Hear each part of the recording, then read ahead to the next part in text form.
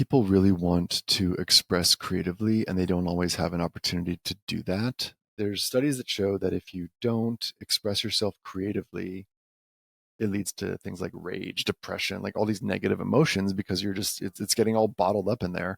Give people the opportunity to be creatively expressed at work if that's available, if it's part of your culture.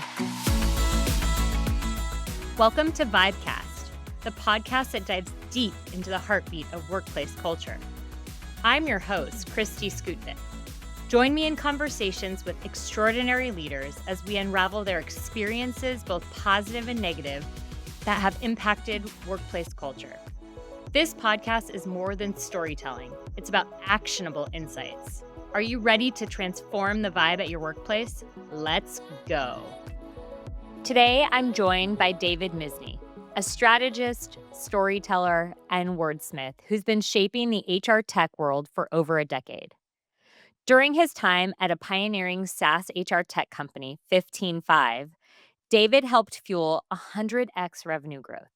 He wrote hundreds of blogs, ebooks, and case studies, produced 2 top-ranked podcasts, and launched the hugely influential HR Superstars brand.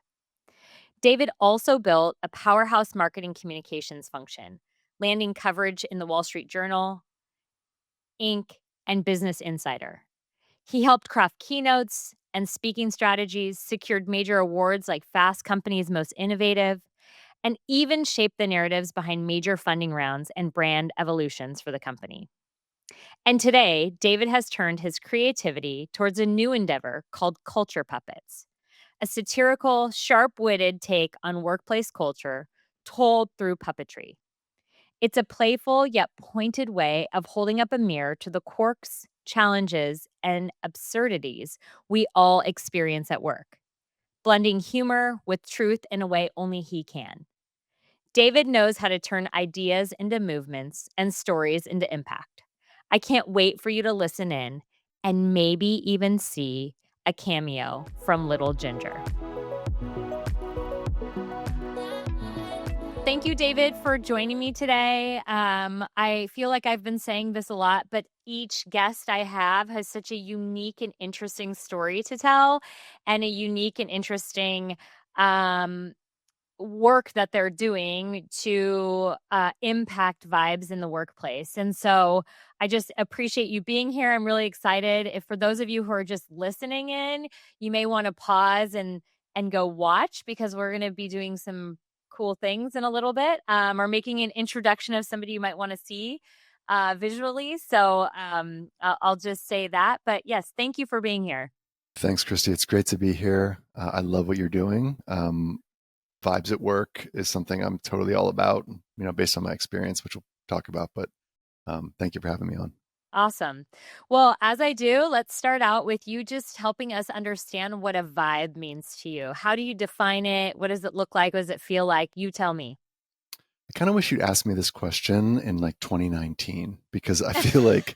Well, you can give us the 2019 definition and you can give us a 2025 definition if you'd like. This is all you. Just because I'm thinking back to when, we were all in a room together, in an office together, and you could actually feel the vibe, in the office. And now it's kind of harder to feel and on a Zoom call. My niece, who's 7, actually asked me the same question. I said, good vibes. And she's asked me, what does that mean? And I didn't think about it, but yeah, vibe is short for vibration, right? And so we are sending an energetic vibration out into the world. And, in Western culture and especially in business, and we're like, oh, what does that mean? And, we're using our prefrontal cortex, but we have all these different parts of the brain that kept us going before we were using language, before we had such a developed, logic center. And so we have these systems in our body that are designed to pick up and attune to different feelings, right? Like if you're at a light and somebody's looking at you, right, in your car, you're in a separate vehicle, your windows are up, you can't even see them, and you turn around and you look, oh my God, that person's looking at me, right? What is that? What's picking up on that? So we have these functions in our mind, in our bodies. And I just feel like at work, the collective feelings of how people are feeling, that's the vibe, right? And like I said, in 2019, that was easier to feel because you're with somebody And if it's the same person that you're talking to day in, day out, and you ask them how they're doing, and they say, "Oh, okay," right? All of a sudden, you're picking up, and that's a verbal cue. But sometimes they'll smile, but you actually will actually feel something different. And so I think I would define vibes as kind of the opportunity to slow down and drop in, and just take a beat and say, like, what's really happening here beneath the surface? What's my what are these? What am I really being told? Slow down and drop in. I really, really like that because I do think, and you bring up a great point about in 2019 when we were in person, it was much, maybe it was simpler, maybe it wasn't, maybe there were more dynamics, maybe, but you're right. The energy that we shared collectively in person was so different. And so I think that if anybody can figure out the way to do this with remote dispersed teams, they have $1 billion product. And I don't know that there is one way, quite frankly, because we're human and we're dynamic and we have different things going on. But I think, yeah, that creating the vibe has been a challenge for many that have remote and dispersed teams because they don't have that like energy exchange in person. And I think that's been quite difficult. But I know, and we'll get to this, I know you're doing some cool things that start to bring energy to a room, a team, a strategy meeting that might otherwise feel dull and boring. So we'll get to that. But thanks for sharing, your definition. And I love hearing it also, or understanding from somebody who's young or them questioning what it is, right? Because they're probably feeling it, but they don't really actually know what the word means. So that's pretty cool. Yep. Um, I wanted to say one other thing, which is, when you have this high vibe environment, even whether it's remote over a call or it's in person, right? Like there's this cacophony of energy that you can just feel, and that's great, But like a lot of times, it's a quieter environment, right? When there's not, and that's when it gets really difficult to tell what's going on, right? When like in lower vibe, right? Lower vibration environments, then it's like, okay, is this just people working? Are they happy? You have to, and a lot to resolve that question that you were talking about, like that $1 billion product. A lot of it is now checking in and asking questions, and if there's trust, people will respond. Yeah. You And know, not just like, how are you? Right. Like, I think we so often default to like, hey, how's it going? And oh, good, good. And then you kind of move on. But like pausing and stepping, I just ruined that. But like dropping in, right. And really seeing like, or picking up on a cue even remotely, like, hey, you seemed off or something didn't seem quite right, are you okay? And following up and doing that kind of virtual drop in, I think is really important. But that requires intention, and that requires pause, and that requires paying attention, which I think is one thing that we used to do more often in person, is pay attention because we couldn't multitask. But right now nobody knows what else is happening in my room, right? What other distractions are there? For all you know, I could have my TV on and my phone next to me and all these things. But all you see is this. I don't, just for the record. But and also when people are working, right? Like you're on a call, you see it all the time. People are like looking away, they're clearly yeah, typing. All of a sudden, that intimacy is broken, that feeling of safety is broken. I'm totally. like, I'm not going to tell you how I really feel. You're not even really here with me. Yeah, Exactly. You're not yeah, listening. yeah. Yeah, yeah, for sure. So, okay. So tell me about your journey, right, to where you're at today, and what when you and I first met, you talked about working, being employee number 8 at 15.5, and what that was like and how you guys created that energy, and that was pre-COVID. And so you were in person, I think, for the most part. And then you scaled and built and left, and you've had this journey in between where you were and where you are. And so I just really want to understand what that is in the context of vibes in the workplace, how you experience them, how you created experiences for people, and then any defining moment for you that you were like, this is really important to me and I'm going to do something about it bigger than what I'm doing today. Interesting. Yeah, it was quite a journey. I mean, I cut my teeth in marketing for a dating website back in like, I think 2010. And this company did not have a very robust company culture. It was like kind of um, the founders, I really enjoyed working there. I learned a lot, but the founders were like into Godzilla. And so like they made it like kind of Oh, be a thunder De- lizard. definitely a vibe. I'm not sure if it's everyone's vibe, but Right. And so I was like, I don't know how to be a thunder lizard. Like, I'm a human, not like a 150-foot tall fire breathing dragon, but I get like that it's like a kind of a show of power and I oh my gosh, own. it's really funny. Yeah. Um, so anyway, Also that was feels very like ironic that it was a dating website, but it didn't have like a good vibe. I don't know. Anyways, totally right. Like, that doesn't conjure up romance right, imagery. exactly. Um, but I learned a lot and, it was a great experience. And I moved on to 15.5 and that blew my mind because all of a sudden I'm in this place that was remote first. They were always at the forefront of like cultural.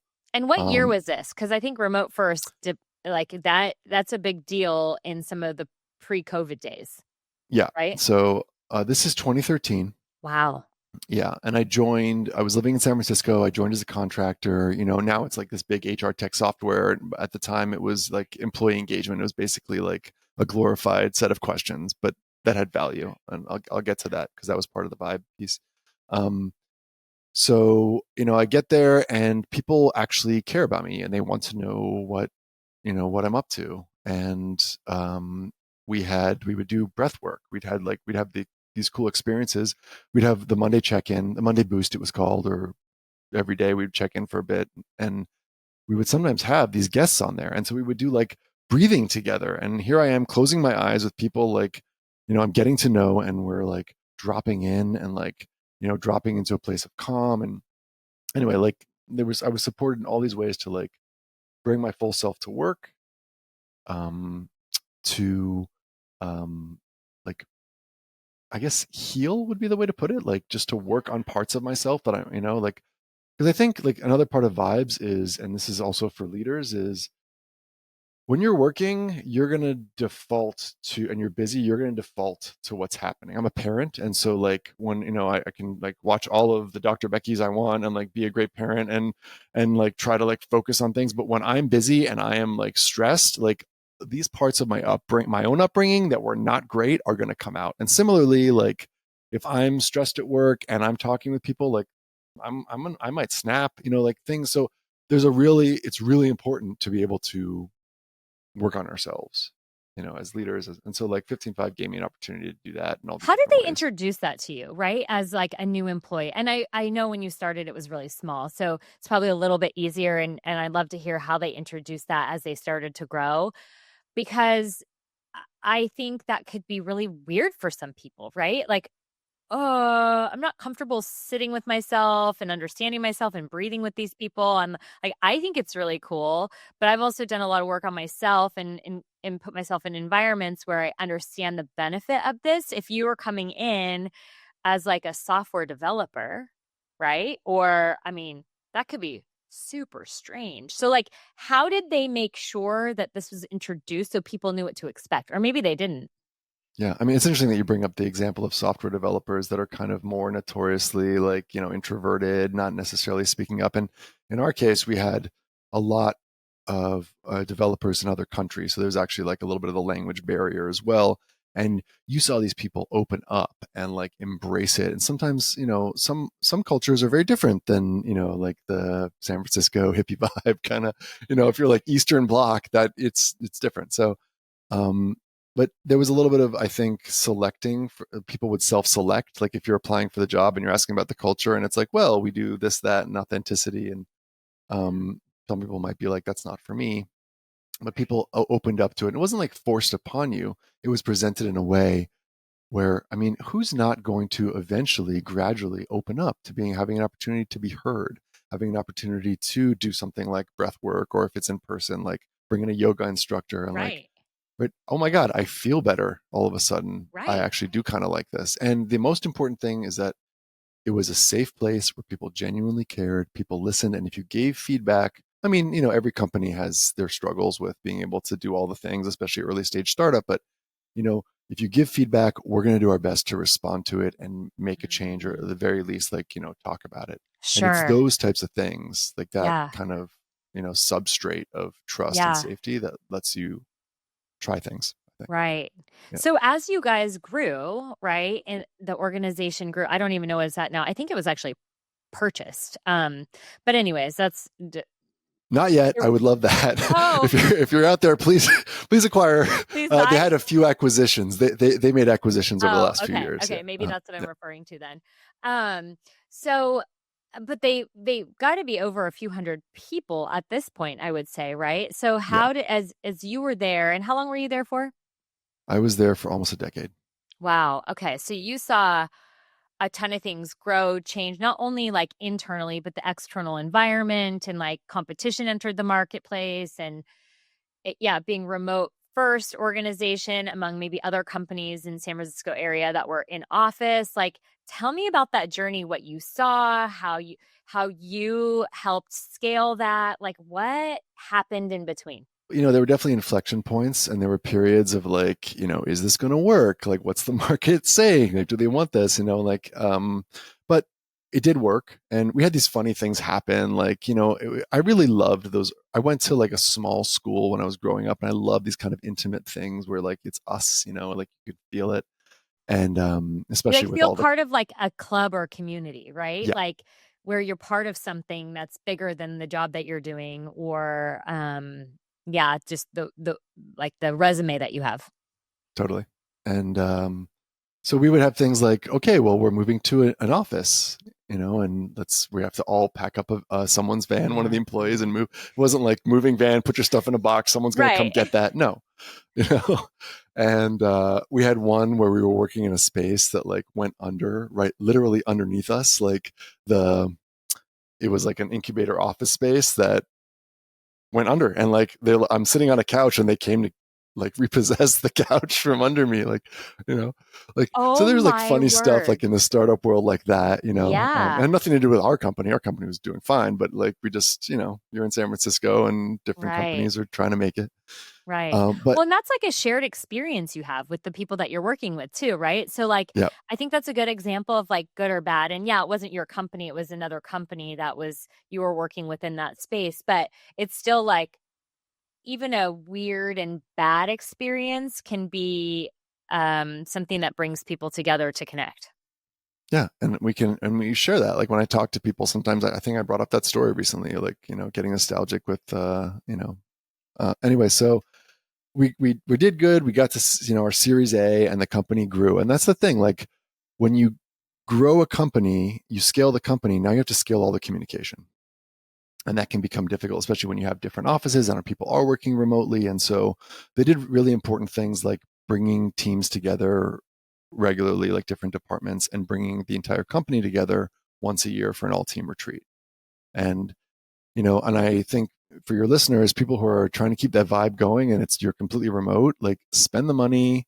There's plenty of companies that can help you put this together. I could do Totally. a plug, but my buddy Jared has a company offsite. They do great work, and like so, you know, get the team together to laugh together, to sometimes cry together. We know we did some cool things like that where we facilitated different experiences where people are getting authentic, and then now you care about people, people, you're laughing together, and now when you have to go back to work, and maybe there's something that you need to do for somebody, and you're going to go that extra mile because you know them.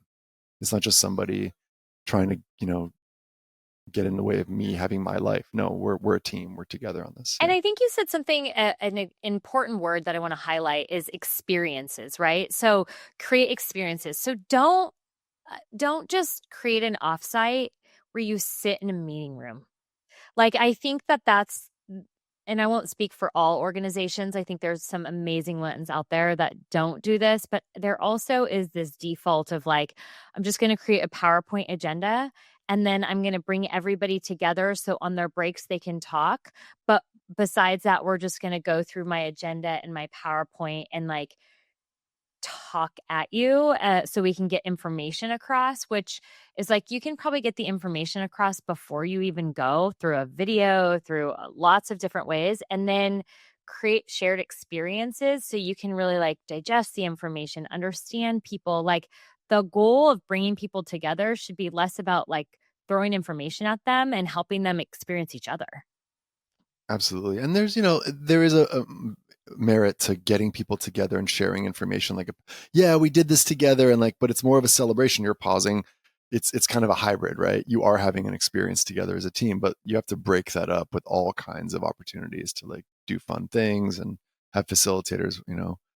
Um, and once we reach a certain level of people, like I don't know, uh, more than 100, let's say, um, we started to create things that were used in the product. Like one thing was called the best self kickoff. So it was this whole thing in 15.5 called best self management, managing people to become their best selves, starting with yourself as manager, and then you manage. So yeah, and so it was a 2 hour. How did that go? What did that look like?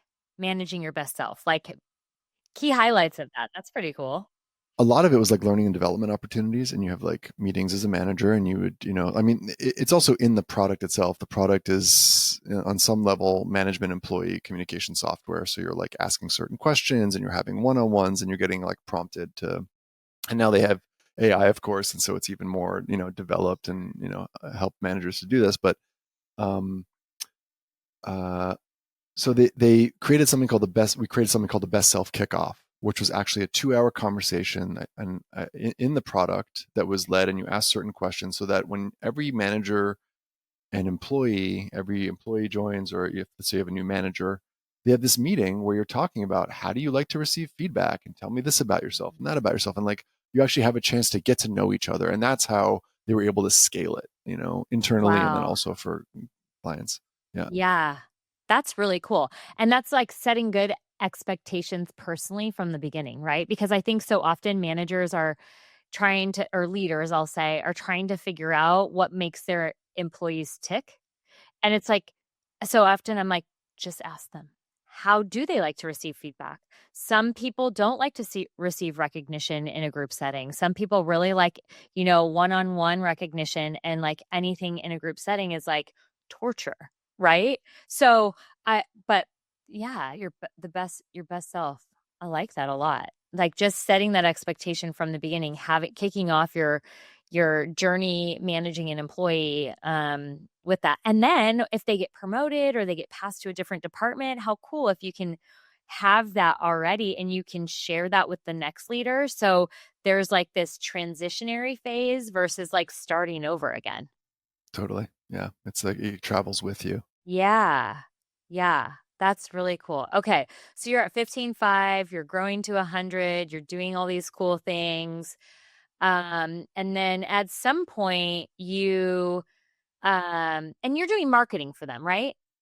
Yeah. So I started doing content marketing, writing blogs, then back in the early days, I was doing everything I could, case studies, this and that. And it was cool because I got to learn there and they gave me lots of opportunities. And then I just said, one of our advisors said, you guys need to get louder. So we kicked off a PR initiative, and then I started doing communications, like brought in my role. I hired out a content manager, I hired a PR manager, I built the communications function, and like was doing all of that piece, which I really enjoyed. Yeah, Yeah. that's really cool. Really cool. Okay, and then your journey continues, and at some point, so talk to me about like this defining moment of where you decided that you were gonna, or leading up to where you decided what you're doing today, right? So there's kind of like a story in between that. So it actually was early on. Everything in my life kind of coalesced at the same time. Like girlfriend, place to live, now wife, got kids, um, job, everything. And at the same time, I was gifted a puppet from a family friend of my wife's, and his name's Little Ginger.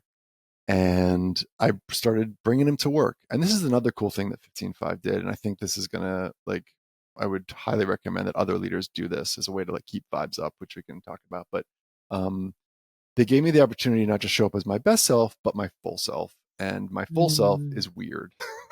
Like I play By whose definition? That's what I want to know. What's the difference between weird and normal? Who knows? in the best way, right? Like I'm not dangerously weird. I'm like funny weird. Like I help culture, you know.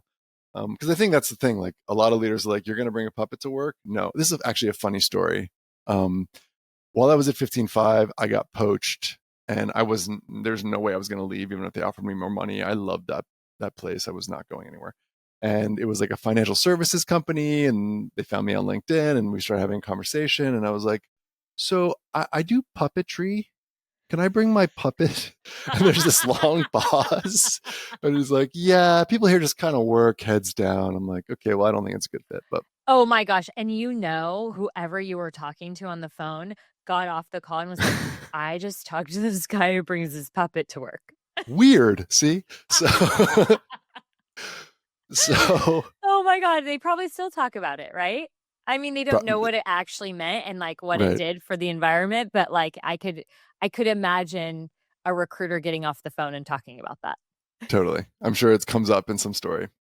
But I started bringing my puppet to the boost, 2 different meetings, and people loved it. And it was an opportunity for expression, and I'm good with it. You know, I have skill, so I do accents, and I'm We're able going to meet to. little Ginger in a minute. Yes, awesome. I love that. And so the company scaled up, and you know, it got beyond 100 people. I mean, like hundreds of people were working there. And you would start your new job, and all of a sudden you're joining a meeting and they're discussing the financials, and here comes a blue puppet with orange hair who's making jokes and sharing the monthly recurring revenue numbers, you know. So good. Okay, wait. I have a question before you continue. What inspired this person to give you a puppet? Were you like into puppetry before? Was there something that like did somebody make it for them and they're like, "Oh, I think David would really enjoy this cuz he likes marketing and creative things." And I don't know, like how did that happen to be gifted to you? Yeah, it came from very natural. It was a very naturally oriented gift, which I love. So I went for to meet my wife's community for the first time for like our first holidays together, and I went up to Maryland, and this woman, my mother-in-law's best friend, now mother-in-law's best friend, was doing a puppet show for kids, just like, you know, volunteering, and she made all these hand puppets and wrote a script. And so the family, my wife's family, like picked up puppets and started doing puppetry, and I did all the voices because I do different voices and accents, right? And so we went through the whole script, and without prompting, in March, a few months later, little Ginger shows up in a box, and I picked him up and I put him on, and he started talking, and that's been his voice. And ever since, it was a gift from a gift. Yeah, she was gifting herself to these kids, and yeah, That's really cool. flowed from That's that. really cool. Mm-hmm. Okay, Yeah. I had to know like because I don't think my natural inclination would be to just give somebody a puppet. So I assumed that there was a story behind it. And I love that. So, okay, so you start bringing little Ginger and doing these like executive meetings. All hands meetings basically. So everyone's there. So all the executive, but you know, it's like, you know, at the beginning it was 8 people. So half the people there were executives. Right, right. Yeah. But everyone was into it, you know, and I had like emojis, and I'll just fast forward to when I left the company. I did a spoof of Jerry Maguire where he leaves and he's like, "Who's coming with me?" And I have I have several puppets, but I have a female puppet too. It was Renee Zellweger, is that her Uh-huh. name? Yeah.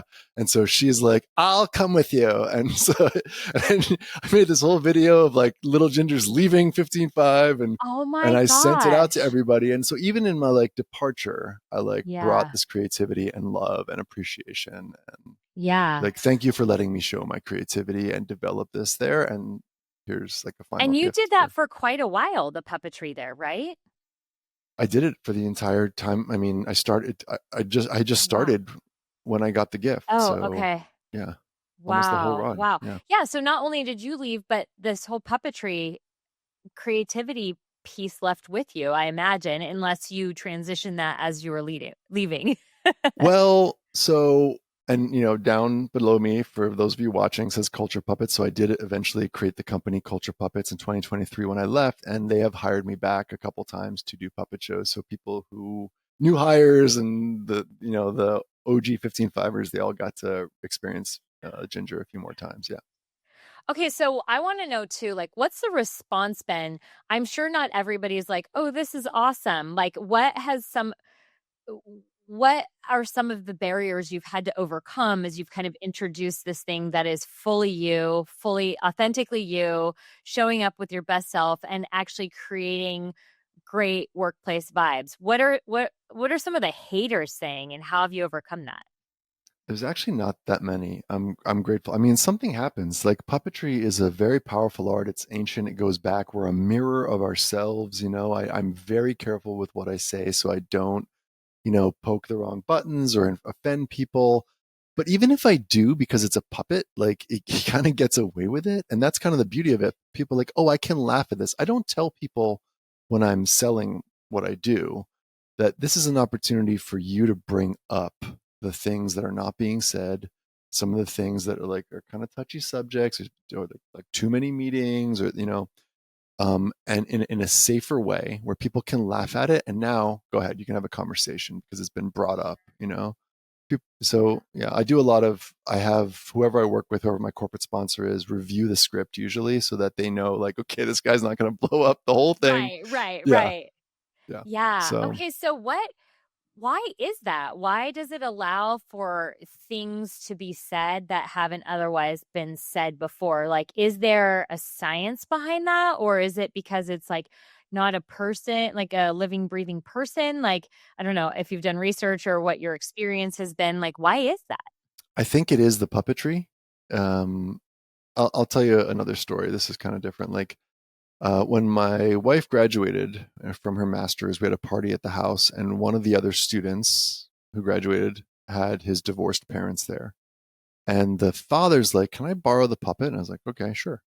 And he comes back and he said, "I could tell my wife things." I mean, he wasn't rude or anything. Like, he's like, "I could share things with my wife that I was never able to share with her before." So it's like a magic to it. There's like a feeling of safety, A, for the puppeteer, and B, for the people who are receiving. I did a show. Can I tell about a show that I Of did? course. Yeah. Okay. Um, I did a show for a client. It was one of the big things I do, which we're coming up on, is the holiday party. And one of my favorite things to do, that's like a client favorite, is the employee award show plus CEO roast. So I roasted their CEO. I did an award show for all the employees that were like the top performers. And when it was over, I asked the COO. I'm like, so it was an organization that trained lawyers how to set up law firms, like for trust and estates, and they do like a really human centered approach. Like one of the things they do is like called personal family lawyer, and it's like, instead of just being like, oh, write me a trust, here's a check, it's like you get to know, they're like a trusted member, like, of the family almost. They're like, they get to know everybody. They're like, it's an ongoing relationship. They like make anyway. So I asked this woman, I said, look, my father passed away years ago. He died without leaving a will or a trust. Can I mention that at the end of this podcast, of this performance? And she's like, okay, because that's not funny, right? That's gonna, I'm like, I don't want to bring the energy down, the vibes down at the end. But um everyone really appreciated that. Like, I actually choked up. I was, little Ginger's it wasn't my face, it was the puppet, but Oh, my uh-huh. voice behind was choking up, like thinking about it and like thanking them for the work that they do, because it's so important for people's families to be cared for when a loved one passes, right? And one of the pieces of feedback I got from one of the employees was, it felt like an unexpected gift of love, was the show. So Wow. yeah, it's like, it's beyond just jokes. It's like, if I'm able to really get into the culture a bit and like ask the right questions and get to know them, and then we can really create something magical. Yeah. That is really, really cool. Okay. We want to meet little Ginger. So bring him on. So this is number 1. This is like Little Ginger's got main character energy, and then you have a cast, right, or a crew, which I was introduced to them on your website, but there's like a crew of other people that you bring in. Now, do you make these other puppets too? There's little Ginger. This guy does not make me. And for those of you who are just listening to this, a blue, handsome puppet in a suit with bright orange hair just popped on screen. You should really watch the video because you're missing out.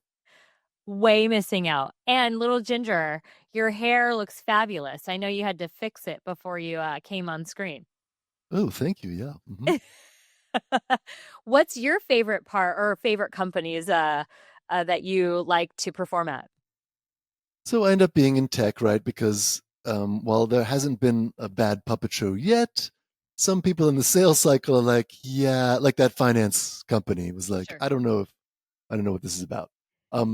So I tend to do like more forward-thinking, progressive cultures, and I also have done.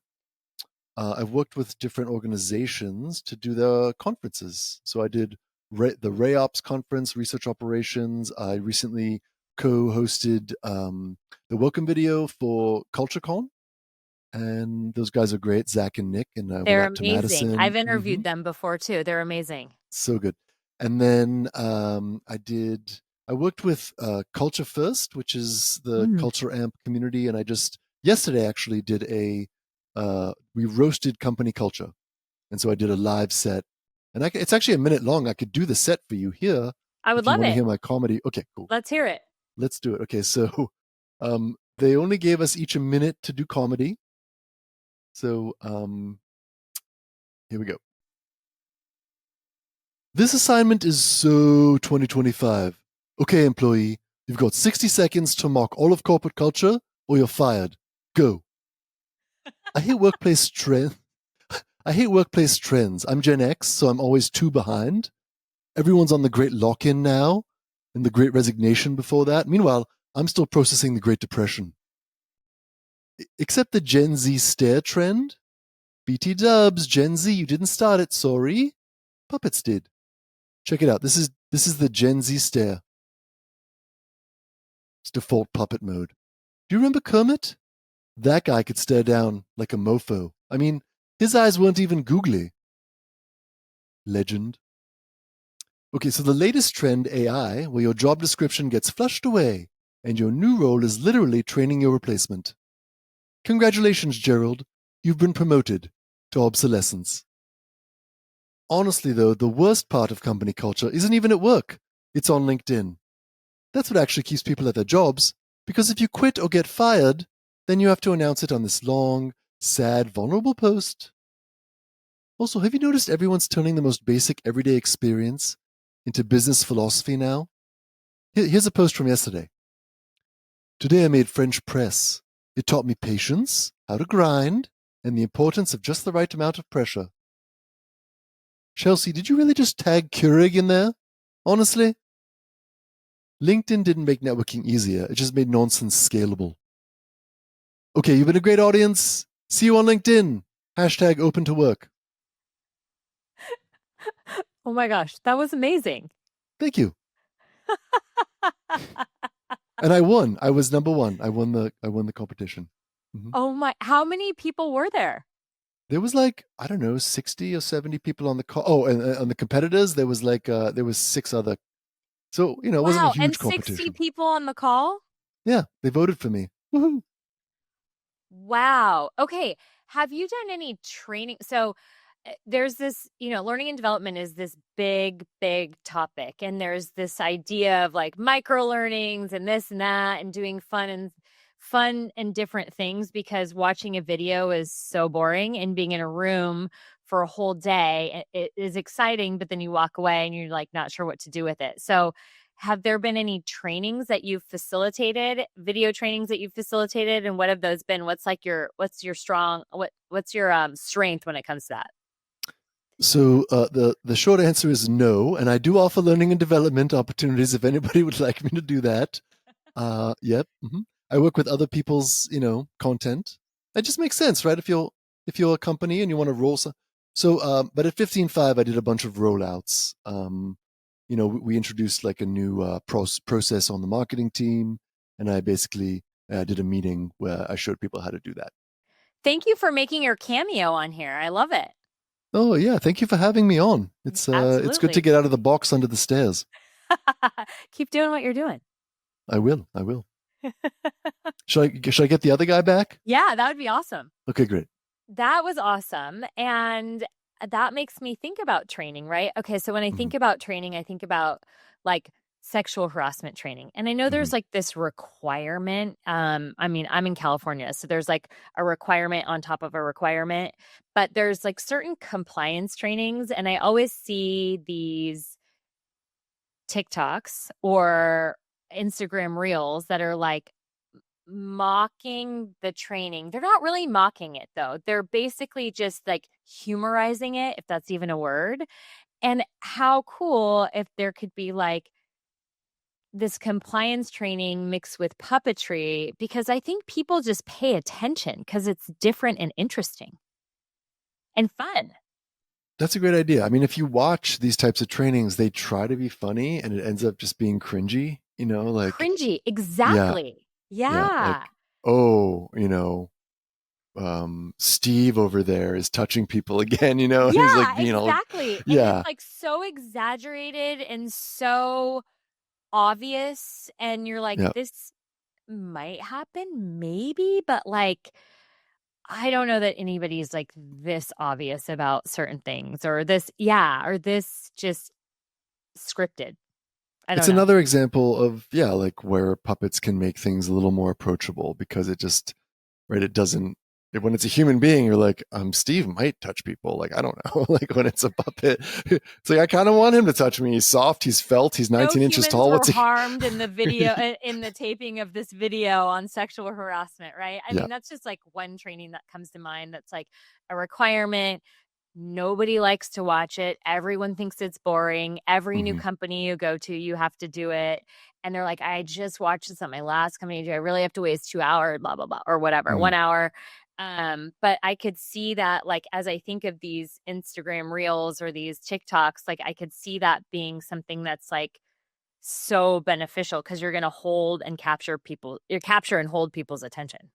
Yeah. And it's like, oh no, training, but these trainings are important. And like, there are people who have to deal with this nonsense at work and like, harassment and stuff. And Totally. Or so even, I good, mean, it educate doesn't even people. have to be harassment, but those are Right. the ones that come to mind that people like despise doing. Some of the other ones people are a little bit more into because they're more fun or Yeah. applicable or what have you, right? But yeah, Yeah. Oh, amazing. well, hey, what, Easy Llama and the rest of y'all, if you're out there listening, you book a puppet for, There you go. let's do a partnership. Yeah. There you That'd be great. go. There Hmm. you go. Yeah, something new and different. Like that. And why I like the word vibe, right, is because for so long we've talked about like engagement and culture, and it means something like it carries such a heavy burden almost, right? Of like what we've done and what hasn't really worked. And there's been all this money dumped into it. And then, ugh.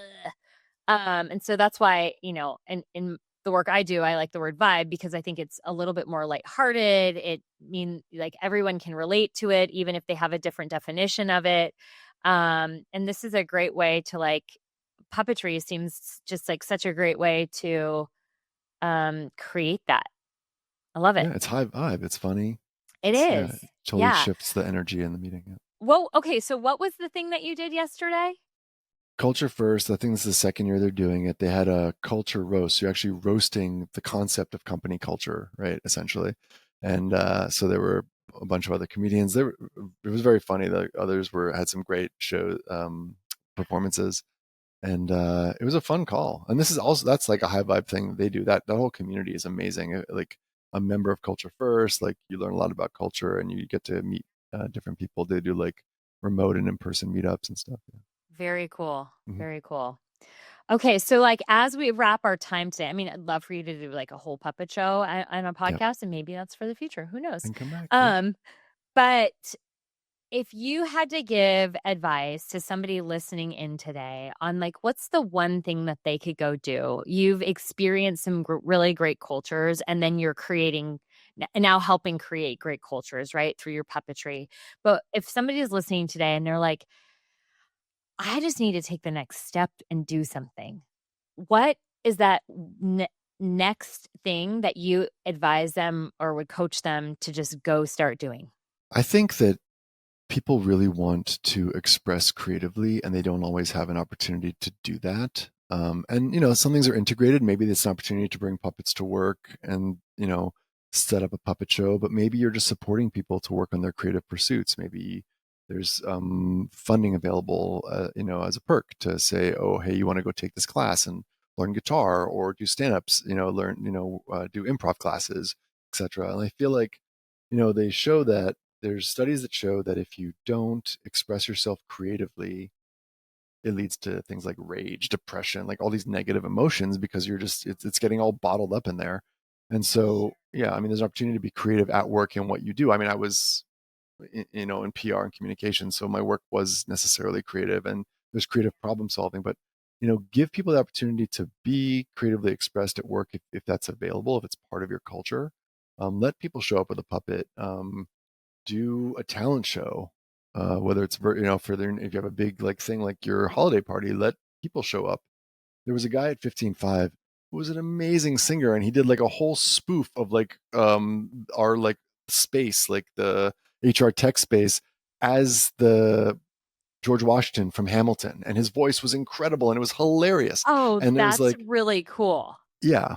And so things like that, I think if people get so bogged down and focused on work and performance metrics and this and that, and those are all important. Mm-hmm. Helps create more of a creative vibe, a fun vibe at work. And I think those And real, you'll get to that, right? Like yeah. you will be, if people are showing up as their themselves and their best selves at work because you're allowing them to express Mm-hmm. themselves. Think about like the creative ideas and the mind share that will be like shared amongst each other in order to produce that thing that you might not have even thought about, right? In that strategy meeting you were in, maybe nobody thought about that, but somebody else who is like allowed to explore over here was like, what about this? What about puppetry? And then all of a sudden it's like this thing, right? And it's creating the right environment. It's engaging customers. It's who knows, right? Like just so cool. Builds So on cool. itself. Yeah. Yeah. Awesome. Well, thank you so much for sharing your whole air quotes weird self. I think it's awesome.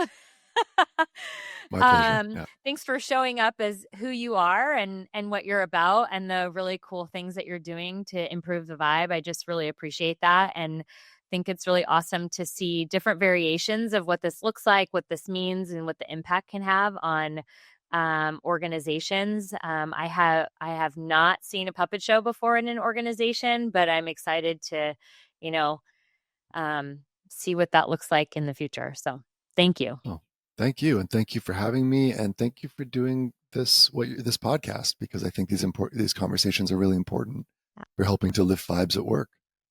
Absolutely. Well, that was fun and something totally different than I've done before. David and I explored how trust and safety lay the groundwork for real connection, why creative expression matters, and how even something as unexpected as puppetry can spark humor, engagement, and fresh ways of working. I hope you guys laughed a little along the way. And if you take anything from today's episode, let it be this: culture doesn't scale by accident. It takes intention, creativity, and a willingness to let people bring their whole selves to work. When we do that, we don't just reduce stress. We create shared experiences that build trust, boost morale, and turn work, in air quotes, into something people want to be a part of. So thanks for listening in and having a little fun. And remember, a little humor goes a long way in keeping the vibe alive. Stay curious, stay courageous, and keep vibing, my friends. If this episode inspired you and you want to see how you can take the next step to creating a better vibe within your organization, I'd love for you to download our complimentary 75 Vibes worksheet. This is a simple tool to create a habit and mindset around creating great vibes in work and life. The best part, it's simple and it works.